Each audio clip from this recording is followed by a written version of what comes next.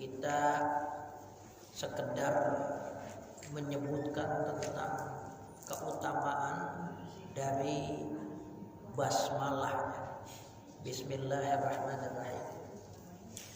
Sekarang pada pertemuan kali ini kita melanjutkan muqaddimah, pendahuluan. Di muqaddimah ini kita bisa ketahui bagaimana penulis kitab ini menjelaskan maksud dan tujuan. Jadi kalau kita mau baca kitab, itu muqaddimahnya apa yang nggak dibaca? Sebab di situ bisa kita ketahui inti kitab itu udah dijelaskan terlebih dahulu di dalam pembukaan, sehingga ada istilah dalam ilmu balaghah namanya bara'atul istihlal. Kita pengen tahu isi kitab secara keseluruhan, itu bisa kita tahu dari muqaddimah. Kitab ini diawali dengan bismillah, ngambil barakah. Al-Quran diawali dengan bismillah. Dan selanjutnya alhamdulillahi hamdan muwafiyan li ni'amih. Segala puji bagi Allah, seada-adanya pujian. Lillah, yaitu bagi Allah. Muwafiyan li ni'amih, hamdan, sebenar-benarnya pujian. Jadi maf'ul mutlak, ya. Maf'ul yang masih satu kakar dengan fi'il atau isim yang terdahulu disebut maf'ul mutlak. Benar-benar pujian, seada-adanya pujian itu bagi Allah. Hamdan, dalam wujud sebenar-benarnya pujian, diawali dengan alhamdulillah.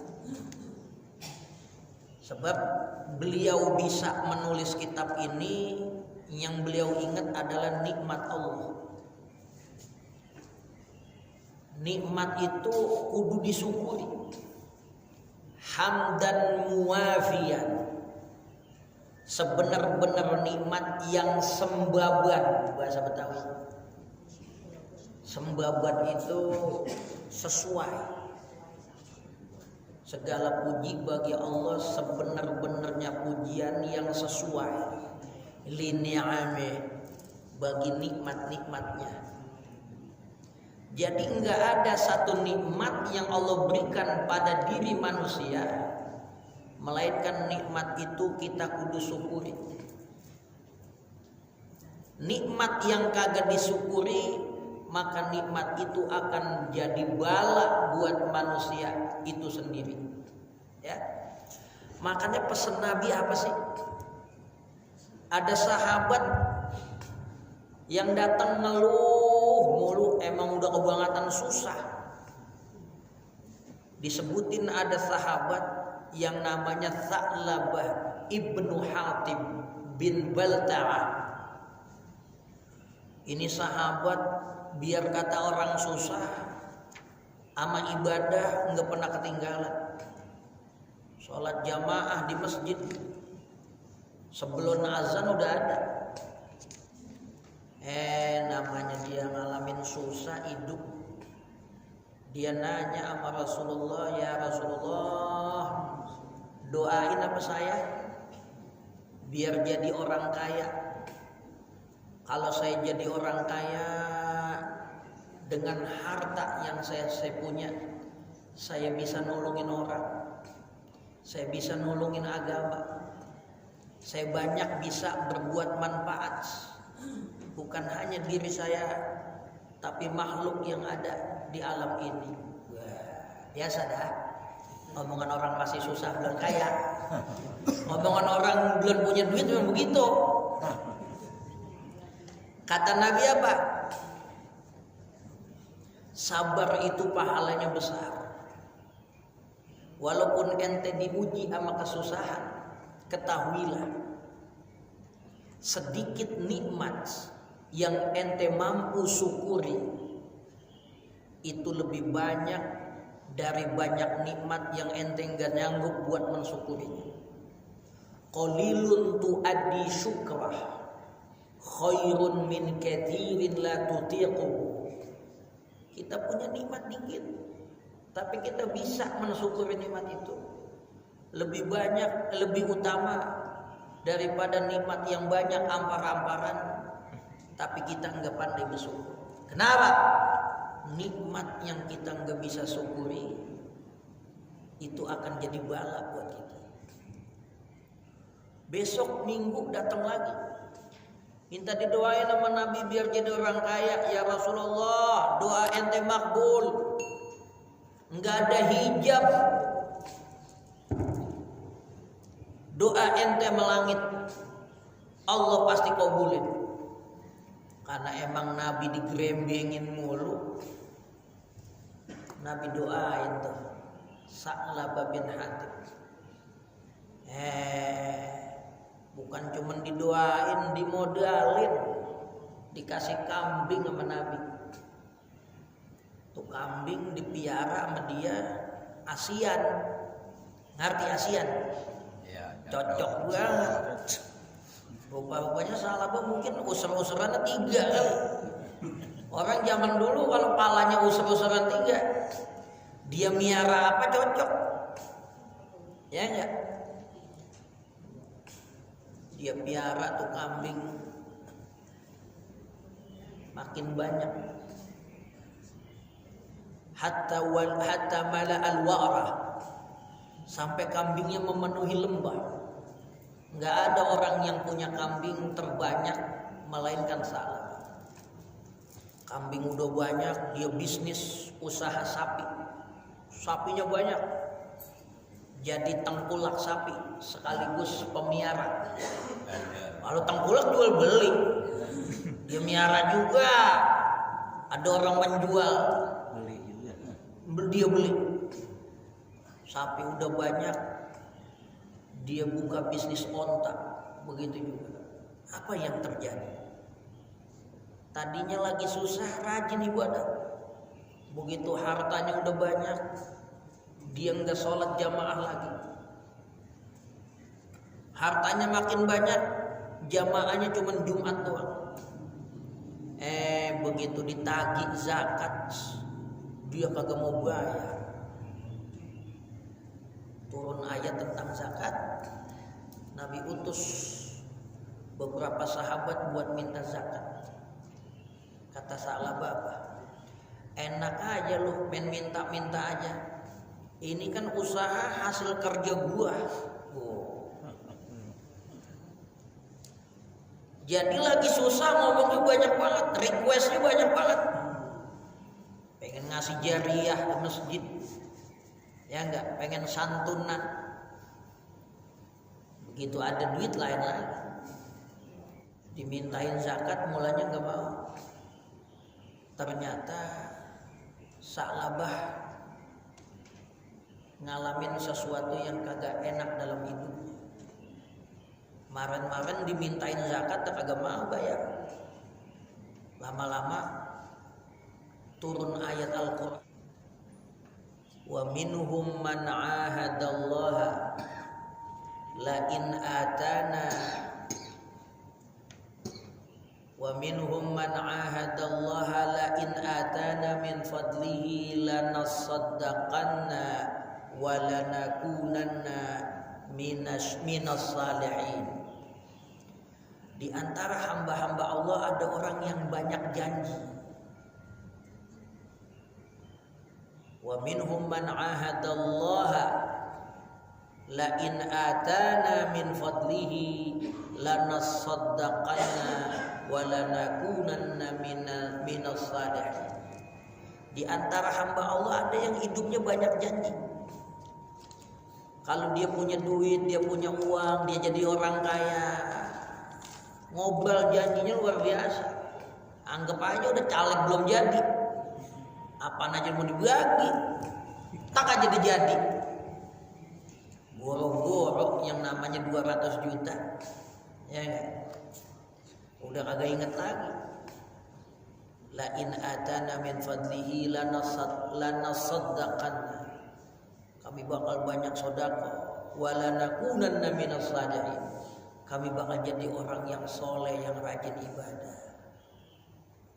Begitu turun ayat itu, Sa'labah ketakutan. Langsung dia bawa gerobak, dia bawa harta zakatnya, tumpukan-tumpukan uang-uang dinar. Belum dia bawa kambingnya, belum dia bawa sapinya, belum dia bawa ontanya. Tapi Nabi udah gak menerima. Agak menerima Nabi. Gak lama Nabi meninggal. Sayyiduna Abu Bakar As-Siddiq radhiyallahu anhu jadi khalifah. Dibawain Sayyiduna Abu Bakar As-Siddiq radhiyallahu anhu zakatnya. Kata Sayyidina Abu Bakar apa? Nabi aja ogah nerima, apalagi gua. Lama Sayyidina Abu Bakar jadi khalifah. Ganti Sayyidina Umar. Sayyidina Umar jadi khalifah, dia bawa lagi harta zakatnya. Kata Sayyidina Umar, Nabi aja mas Sayyidina Abu Bakar kagak nerima. Ya enggak, jangan dah gua nerima. Sayyidina Umar meninggal, Sa'labah masih panjang umur. Zaman Sayyidina Utsman didatengin lagi, Sayyidina Utsman gak nerima. Bayangin loh, ada orang lagi susah, rajin ibadah, tapi begitu bergelimang harta, dia bisa lalai. Jadi kalau ujian harta itu luar biasa, jarang yang selamat. Jarang yang selamat. Makanya kita kalau baca doa, kita minta ma Allah hidup enak, banyak harta. Kalau Allah belum kabulin, itu ada manfaatnya juga buat kita. Ya enggak? Apa yang Allah enggan berikan, pada hakikatnya sesuatu itu Allah berikan yang terbaik buat kita. Ya.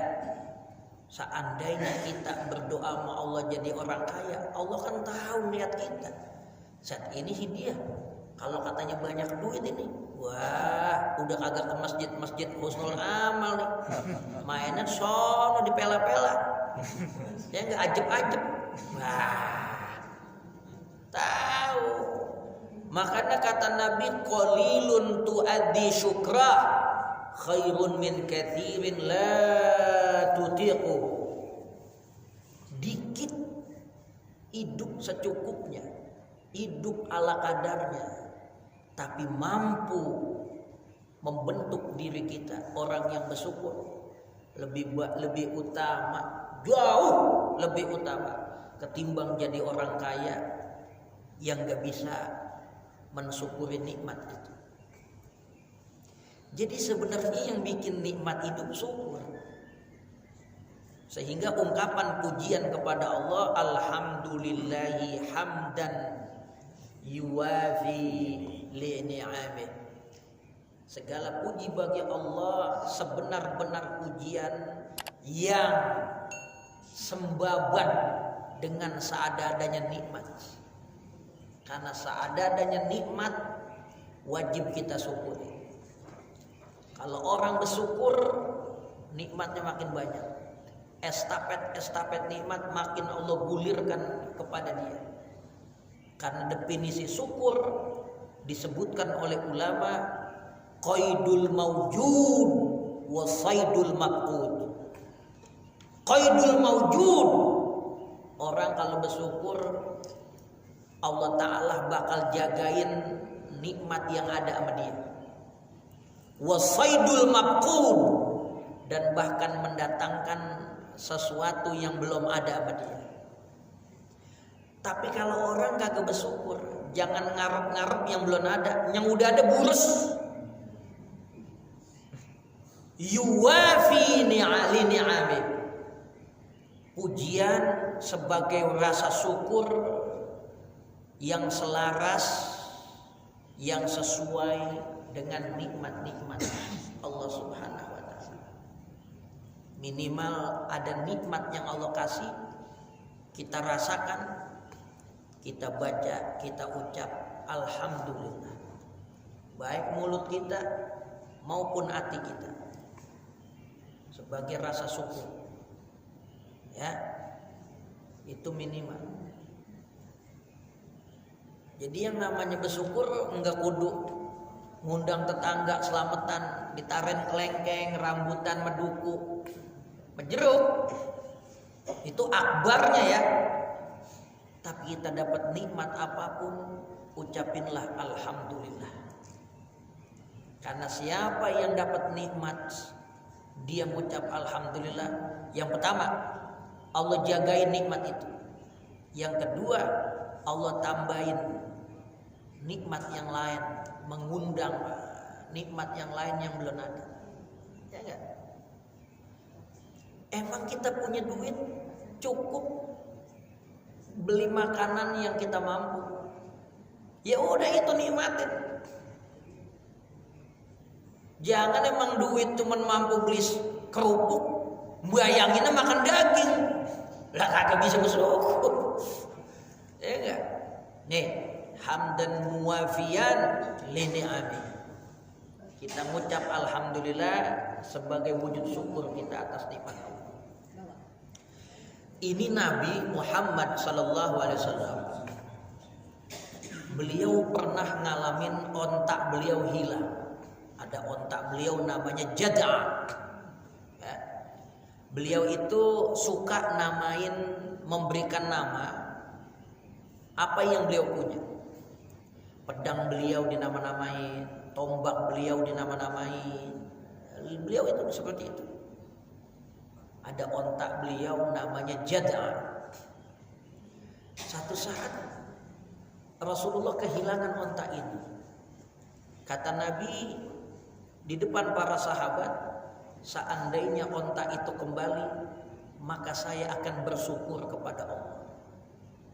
Enggak lama Nabi ngomong begitu tuh ontak pulang. Sahabat pada menanti, nunggu-nunggu. Nih kira-kira Nabi mau syukuran apa nih? Kira-kira Nabi emang nyebut kalau itu ontak balik dan mau bersyukur, cara bersyukur Nabi bagaimana? Apakah Nabi ngerjain sholat? Apakah Nabi ngerjain puasa? Apakah Nabi ngundang sahabat-sahabat traktir? Ya enggak? Kayak kita punya duit, enggak jadi apa-apa. Kita girangin teman-teman kita. Jangan kita tempat ngeluh doang teman. Ya enggak? Tempangan kita punya duit, ajak teman kita makan sate Aji Kadir yang di atas puncak. Ya enggak? Kalau nggak bisa jamaah masjid husnul amal semuanya, ya paling kagak pengurus-pengurusnya dah. Ya, ketua, sekretaris, bendara. Nah, jangan ngeluh mulu. Sahabat nungguin apa yang Nabi lakukan. Begitu ontanya ketemu, Nabi cuman kata alhamdulillah. Ada sahabat yang berani nanya, ya Rasulullah, katanya kalau nemu itu onta balik, katanya engkau pengen bersyukur. Lah kami nungguin nih syukuran kapan? Apa kata Nabi? Alhamdulillahi ra'sus syukri. Ketika orang dapat nikmat, lisannya mampu menyebut alhamdulillah, ucapan alhamdulillah itulah menjadi biangnya rasa syukur. Jadi mahal. Sebab enggak gampang orang dapat nikmat bisa bersyukur. Tadi salah Pak. Ngapa dia lagi susah? Ibadahnya rajin. Begitu dapat kekayaan, dia terlena. Nah ini. Nauzubillah. Ya. Alhamdulillahi hamdan muwafiyan lini'ami. Segala nikmat yang terbayar dengan memujinya. Berterima kasih kepada Allah dengan memuji Allah. Rasa syukur kita akan nikmat dengan memuji Allah. Ya. Dan ini alhamdulillah perlu kita ketahui. Alhamdulillah ini adalah perkataan yang pertama kali diucapkan oleh manusia pertama. Waktu Allah Ta'ala ciptain Nabi Adam alaihissalam, Begitu fisiknya udah rapi, Allah tiupin ruh. Bahasa kitanya gitu. Ya Allah sih kagak begitu. Jangan salah paham nih. Begitu Allah tiupin ruh, masuklah ruh itu dari hidung Nabi Adam. Begitu ruhnya masuk, Nabi Adam bangkis, bersin. Begitu Nabi Adam bersin, kalimat yang pertama kali terucap oleh Nabi Adam, Alhamdulillahi Rabbil Alamin. Malaikat di sampingnya pada dengar. Begitu dia bangkis baca Alhamdulillah, malaikat baca doa Yarhamukallah. Tuh, jadi ada kronologinya.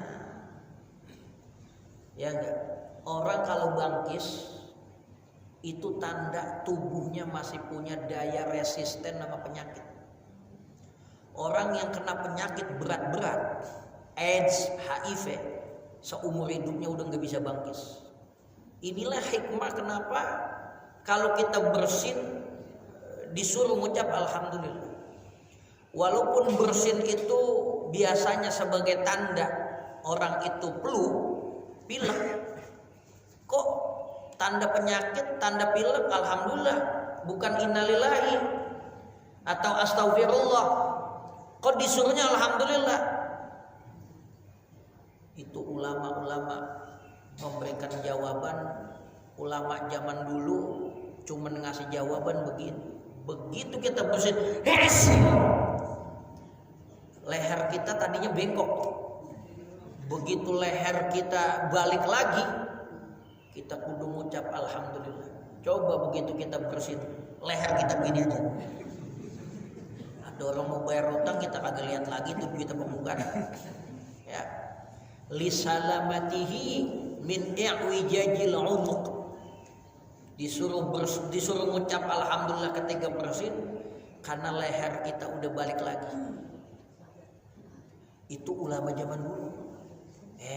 Begitu dikaji dalam ilmu pengetahuan modern, ya, orang kalau dia masih bersin, dia masih punya imun pada dirinya. Makanya agama nyuruh begitu bersin, Alhamdulillah, ya, masih punya kekebalan tubuh terhadap penyakit. Karena dilihat sama medis, orang-orang yang kena penyakit kelas-kelas berat udah nggak bisa bersin. Ini nikmat. Nabi Adam diciptain, kalimat yang pertama kali diucapin oleh manusia pertama yaitu Alhamdulillah. Dan kalimat yang pertama kali diucapin sama ahlul jannah, penghuni sorga, waktu dia ngelihat kenikmatan sorga juga ngucap Alhamdulillah. Apa dia kata? Dalam Al-Quran Allah abadikan. Begitu orang surga digiring supaya masuk, dia kata Alhamdulillahilladzi ahallana daral muqamah la yamassuna fiha nasabun wa la yamassuna fiha lughub. Segala puji bagi Allah yang memberikan tempat kepada kami, tempat yang sesungguhnya. Karena dunia kita ngontrak ini. Tempat sesungguhnya kehidupan sejati itu di sorga. Ya enggak? Ngaku jadi orang sukses kalau di dunia belum boleh. Ya enggak?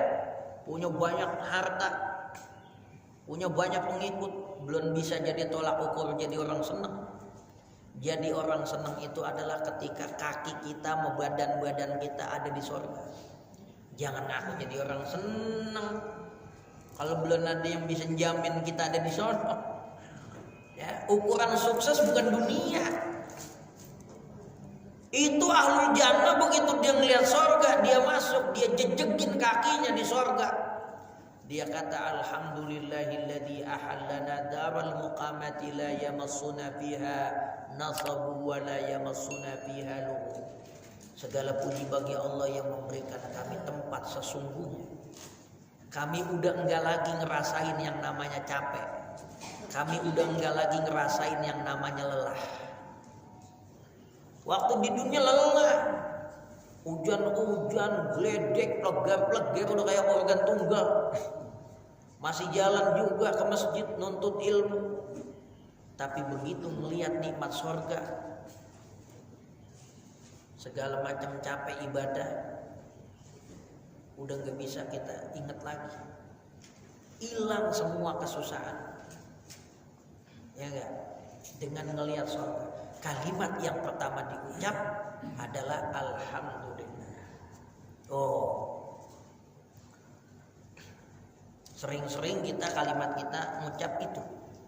Dapat nikmat alhamdulillah. Sebagaimana Rasulullah sallallahu alaihi wasallam dalam riwayat Al-Imam Ibnu Majah mengatakan, Nabi kalau dapat nikmat, Nabi baca alhamdulillahilladzi bi ni'matihi tatimmus shalihat.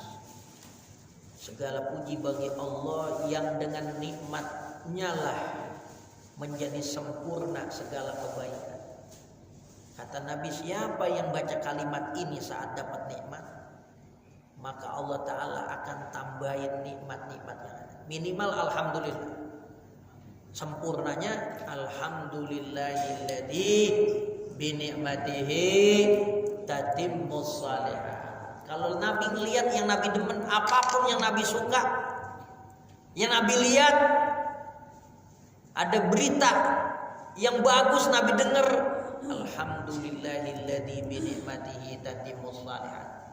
Mau yang berita itu pada diri Rasulullah sallallahu alaihi wasallam, nikmat yang Nabi dapat, ataupun Nabi dengar ada orang dapat kebaikan, alhamdulillahilladzi bi ni'matihi tatimmus shalihat. Kalau Nabi lihat, Nabi dengar sesuatu yang kurang enak, Nabi baca alhamdulillahi ala kulli hal rabbi inni a'udzubika min hali ahlin nar. Kalau ada yang enggak enak yang Nabi dengar, ada sesuatu yang kagak enak yang Nabi lihat, Nabi baca itu alhamdulillahi ala kulli hal. Segala puji bagi Allah dalam setiap kondisi. Bayangin loh, Nabi bukan hanya ngajarin makom syukur, ya, tetapi Nabi ngajarin makom sabar. Ya, orang kalau dapat nikmat dia bersyukur, dapat musibah dia bersabar, itu bagus. Tapi bagaimana seseorang lagi dapat musibah, dia masih bisa ngungkapin rasa syukur? Itu makom yang kedua. Alhamdulillahi ala kulli hal rabbi inni a'udzubika min hali ahlin nar. Aku berlindung ya Allah dari kondisi keadaan para penghuni neraka. Ya, ini Rasulullah. Mukafi'an limazidi. Pujian dalam rangka menjamin bagi tambahan-tambahan nikmat itu. Pujian pertama muwafiyan li ni'ami, yang sembabat dengan nilainya, nilai nikmat. Karena walaupun nikmat itu kecil, kalau Allah yang ngasih besar. Makanya dikata muwafiyan li ni'ami. Yang kedua mukafi'an li mazidi. Pujian yang menjamin bagi tambahannya. Siapa yang mensyukuri nikmat, maka nikmat itu Allah jamin bakal bertambah. Bakal bertambah. Ya. Begitu Nabi Adam turun ke alam dunia ini, Nabi Adam nemuin hal yang beda dengan sorga. Di sorga mau makan, mau minum, udah ada. Begitu Nabi Adam tinggal di dunia, mau ngapa-ngapain kudu gerah dulu. Kalau di sorga udah kayak orang kaya. Orang kalau kaya bagaimana sih? Orang kaya itu, kalau kata Bokir, nandain orang kaya. Orang kaya yang namanya orang kaya itu makan dulu baru gerah. Kalau orang miskin gerah dulu baru makan. Tuh. Di sorga Nabi Adam enggak kenal kerja. Mau ngapa-ngapain serba fasilitas. orang kaya, ya enggak? Jangan kata mau makan, aktivitas yang lain semua udah siap. Begitu Nabi Adam di dunia, mau makan pakai nanam dulu, ya gak? Itu juga tanahnya kudu dipaculin, ya nggak dipaculin susah, kebangetan lebar, pakai dibajakin. Itu juga kalau kebunnya mau, ya, wah usaha loh. Begitu Nabi Adam di dunia itu yang terjadi. Nabi Adam kata, ya Allah alimni kalimatan, ajarkan saya satu kalimat, di mana kalimat itu menjadi induk segala pujian yang ada di alam ini. Apa kata Allah? Ya Adam, idza asbahta faqul thalathan idza asbahta wa idza amsayta. Ketika ente bangun pagi, ketika ente berada di sore hari, bangun pagi, pagi-pagi baca kalimat ini 3 kali. Sore hari habis sholat asar baca kalimat ini 3 kali. Siapa yang baca kalimat ini 3 kali pagi, 3 kali sore, faqad ata jami'al mahamidi kulliha. Kalimat itu apa ya Allah? Kata Allah, alhamdulillahi rabbil alamin, hamdan yuwafi ni'amahu wa yukafi mazida. Jadi ini hadis, ya, riwayat Al-Imam At-Tabarani dalam kitab Mu'jamul Kabir, Mu'jamul Awsat, dalam Ad-Da'watul Kabir. Ulama mengkoleksi hadis ini bahwa itu adalah pujian yang Allah berikan nama Nabi Adam. Siapa yang baca pujian itu, dia telah mengumpulkan keutamaan seada-adanya pujian yang ada di alam ini. Alhamdulillahi rabbil alamin, hamdan yuwafi ni'amahu wa yukafi mazidah. Nah, Imam Suyuti, pengarang kitab Jalalain rahimahullah, mengawali kitab ini dengan itu setelah bismillah. Namanya iktibas, ngambil dari hadis, nyangkok dari hadis. Hadisnya alhamdulillahirabbil alamin hamdan yuwafi ni'amahu wa yukafi mazida. Diambil sama Imam Suyuti. Dia kata alhamdulillahi hamdan muwafiyan li ni'amih mukafiyan li mazidi. Ngambil dari sono. Namanya iktibas. Nyontek, mengambil redaksinya, tumen dengan redaksi yang berbeda. Dalam ilmu balaghah namanya iktibas. Ya. Dan itu jadi amalan Rasulullah. Setiap pagi, setiap sore, pagi 3, sore 3, Nabi baca alhamdulillahi rabbil alamin, hamdan yuwafi ni'amahu. Jadi begitu kita tahu riwayat ini, lebek-lebek kampung, ustadz-ustadz kampung, dia baca doa favorit dalam doa-doa kampung, amalan-amalan selamatan, ya, itu dia baca doa alhamdulillahirabbil alamin, hamdan yuwafi ni'amahu wa yukafi mazida. Itu hadis, ya, ada dalilnya, ada dalilnya. Jadi kalau kita ngaji kita tahu apa yang kita baca, ulama-ulama kita ajarin, yang ulama ajarin sama kita, pada hakikatnya semua ada dalilnya. Ya, kitanya aja kebangetan belagu. Iya, mana tuh dalilnya? Sekarang lu nanya dalil, gua tanya dalil itu apaan? Bingung. Dia nanya dalil, ditanya artinya dalil apa, udah kagak tahu. La haula wala quwwata illa billah. Dikit lagi. Wassalatu wassalamu ala sayyidina Muhammadin wa alihi wa sahbihi wa junudihi.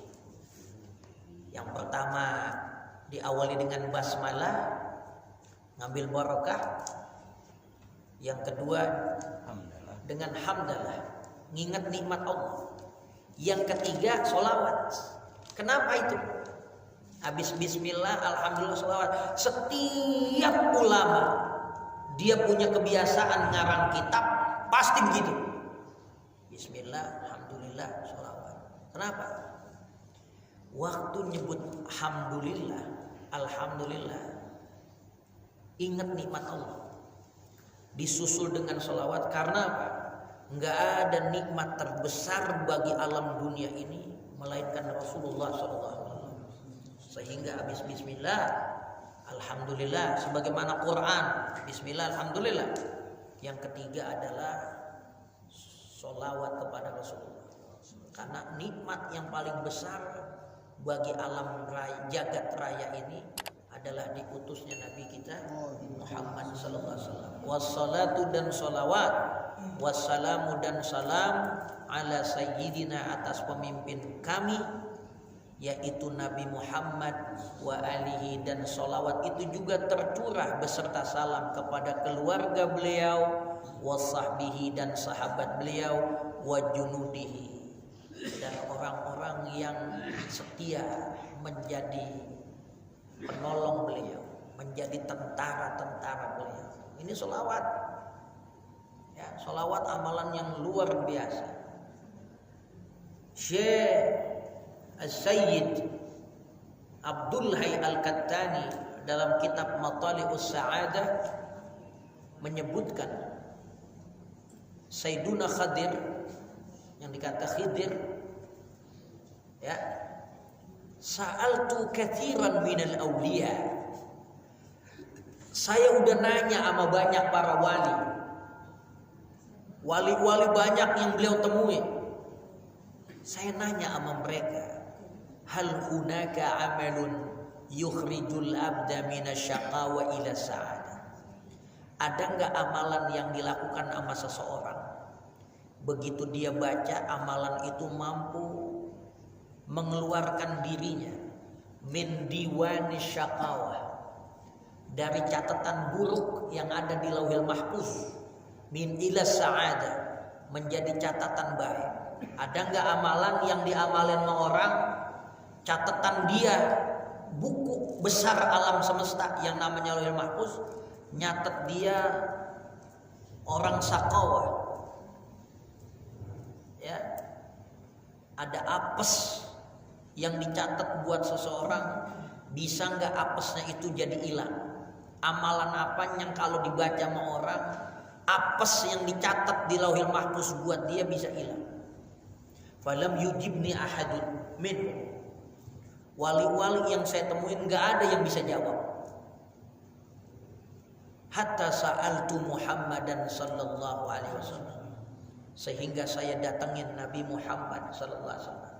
Ya Muhammad Rasulullah, seadanya wali aneh tanya, nggak ada yang bisa tahu amalan yang bisa menghapus catatan sial seseorang menjadi catatan kebaikan. Apa kata Nabi? Naam, ada amalan yang dilakukan oleh seseorang mampu mengubah catatan nasib buruk menjadi baik. Idza kana yuksiru sholata alayya, apabila orang itu banyak bersolawat kepada aku, ya, bukan hanya disuruh banyak baca alhamdulillah sebagai wujud syukur sama Allah, kita juga disuruh banyak bersolawat kepada Rasulullah, rahmat terbesar sebagai bentuk wujud syukur kita sama Rasulullah. Kalau kita ditolongin sama orang, saat kita lagi susah, kita punya teman nolongin kita dikasih materi, mungkin sebagai terima kasih kita bisa balas dengan materi, ya. Kalau kita bisa. Tapi ini Rasulullah SAW jasanya nggak bakalan bisa kebayar oleh umatnya sepanjang waktu sampai hari kiamat. Ya, sholawat yang kita baca itu bukti kita cinta sama Nabi, sekaligus kita membalas jasa Rasulullah SAW. Sebagaimana hadis mengatakan, man suni'a ilaihi ma'rufan fakafi'u. Kapan-kapan ada orang lain berbuat baik sama dia, maka hendaklah dia balas kebaikan orang yang baik itu. Wa illam yukafi, apabila dia nggak bisa balas ya kebangatan besar yang diberikan, fad'ulahu, maka doakanlah dia. Sebaik-baik balasan dari kebaikan adalah doa. Ya, begitu juga kita kepada Rasulullah. Kita nggak bisa memberikan apa-apa, melainkan kita mendoakan Rasulullah. Dalam hal ini adalah sholawat. Ya, sholawat itu sebagai wujud syukur kita kepada jasa-jasa Rasulullah SAW. Dan masih banyak lagi keutamaan-keutamaan dari ibadah yang namanya sholawat. Bukan hanya nyebabin seseorang dapat pahala, bukan hanya nyelamatin seseorang dari catatan buruk, bahkan keberuntungan dunia dia bisa raih dengan memperbanyak sholawat. Pengen selamat dari musibah, baca sholawat. Ya, sholawat yang afdal, sholawat yang pernah keluar dari mulut Rasulullah. Ya, sholawat Ibrahimiyah. Ya, sholawat yang dari wali juga dapatnya dari Nabi. Itu sholawat yang utama. Pokoknya baca sholawat. Mau yang pendek, mau yang panjang, banyak sholawat. Idza dikta bil aisyil kaibi. Apabila kalian dihimpit oleh permasalahan dunia, sedih, galau, sumpek, utang banyak, bini ngerongrong, ya, apa ini solusinya? Mabadir bisalati 'alal habibi. Maka hendaklah banyak sholawat. Ya enggak? Diuber-uber cewek, bingung ini. Banyak cewek yang demen. Ya, banyakin sholawat. Mabadir bisalati 'alal habibi. Fama shalla alaihi al-hazinu illa atahu Allahu bil farajil qaribi. Enggak ada orang yang sedih, enggak ada orang ngalamin susah apabila dia banyak bersolawat kepada Rasulullah, maka kesusahannya Allah ganti kemudahan, kesedihannya Allah ganti sama kesenangan. Ibadah yang luar biasa yaitu sholawat. Terakhir sebagai penutup kajian kita, ada ulama besar namanya Al-Imam Al-Hasan Al-Basri. Dia masuk dalam periode tabi'in, ya. Imam Al-Hasan Al-Basri didatangin nama ibu-ibu yang dia anaknya meninggal duluan. Dia punya anak perempuan meninggal duluan. Pengen banget dia tahu kondisi anaknya, paling kagak dalam mimpi lah. Udah bertahun-tahun anaknya meninggal, kangen dia. Pengen nemuin anak yang disayang. Dia datang kepada Al-Imam Hasan Al-Basri. Dia pengen tahu anaknya di sana dapat nikmat apa dapat azab. Dia pengen ngelihat walaupun itu dalam mimpi. Dia datengin Imam Hasan Al-Basri. Ini emak ini juga emang tahu ini si anak ini sama ibadah rada ogah dan rada-rada bader gitu ya, setengah jablay dah ya. Sal malam minggu demen banget gitu nongkrong-nongkrong di kebun kosong sama lapangan tanah merah di Mojong. Si emak pengen banget tahu kondisi dia ini. Dia datengin Al-Imam Hasan Al-Basri. Kata Imam Hasan Al-Basri, ya udah, entar malam, tengah malam bangun. Begitu ente bangun, ente wudhu yang sempurna, jangan asal-asalan, yang rapi gosokan-gosokannya. Ya, begitu wudhu, ente sholat 4 rakaat. Habis Fatihah tiap rakaat bikin 2 salam. Rakaat pertama Fatihah Al-Hakumut. Rakaat kedua Fatihah Al-Hakumut. Salam. Bangun lagi 2 rakaat. Al-Fatihah Al-Hakumut. Al-Fatihah Al-Hakumut. Ente rebaan dah tuh. Habis sholat habis rebahan ente baca sholawat yang banyak apa tidur? Enggak kehitung. Pokoknya apa tidur aja. Baru baca 20 tidur cukup. Pokoknya apa tidur aja. Jangan bawa tidur kalau emang belum tidur baca terus. Gua amalin. Begitu diamalin, benar. Dia ngimpi ngeliat anak. Tumen tuh anak lagi diadab bawa Allah. Itu anak tangannya dibelenggu, kakinya diikat merantai, disiram memeter, jejeritan tuh anak kekaukan melung-melung, pendiesor-diesor.